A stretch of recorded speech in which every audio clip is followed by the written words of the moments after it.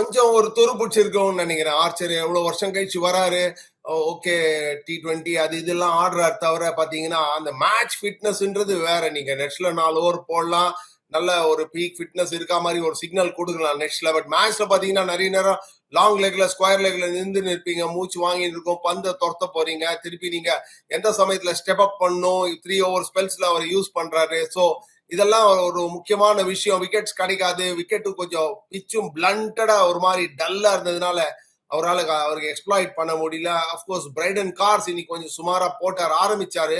First half an hour நல்லா டிசிப்ளினா போட்ட மாதிரி. அதுக்கப்புறம் பாத்தீங்கன்னா நிறைய பவுண்டரிஸ் கொடுத்தாரு. எய்தர் சைட்ல போட்டு ஓவர் ரீச் பண்ண பார்த்துட்டாங்கன்னு நினைக்கிறேன். அவங்களோட பொட்டன்ஷியல் ஓவர் ரீச் பண்ண போய் பேக் அவர் லெங்க் போடணுமா, மேல போடணுமா, நியூ பால்ல ஸ்விங் எக்ஸ்ட்ராக்ட் பண்ணும், லைன்ஸ் கூட கிடைக்கல சரியா. பாத்தீங்கன்னா செகண்ட் நியூ பால் எடுக்கச்சு கூட பாத்தீங்கன்னா டவுன் த லெக் எல்லாம் ஒரு மாதிரி freebie 2 boundaries either side Jadeja கட்சிது, நிதிஷ்க்கு கட்சிது. ஸோ அந்த அளவுக்கு அவங்களுக்கு வந்து ப்ராபப்ளி ஃபிளாகிங் கொஞ்சம் டயரிங். லண்டன்ல 30 டிகிரிஸ்னா ரூட் சொல்லியிருக்காரு, 45 டிகிரி எல்ஸ்வேர்ன்ற மாதிரி சொல்லியிருக்காரு. ஸோ எல்லாத்தையும் டோட்டாலிட்டியில ஒரு கான்டெக்ட்ல பாத்தீங்கன்னா தேவர் சஃபரிங். முக்கியமான விஷயம், நாளைக்கு நம்ம இந்தியாவுக்கு அட்டகாசமான ஆப்பர்ச்சுனிட்டி. இங்கிலீஷ்மேன் நிறைய நேரம் இன்னைக்கு போலிங் போட்டு டயர்டா இருப்பாங்க.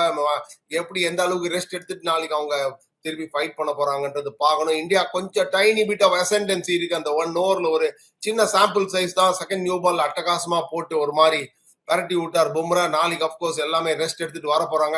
இந்தியா நல்ல நல்ல சூப்பர் பொசிஷன்ல இருக்காங்க நான் நினைக்கிறேன்.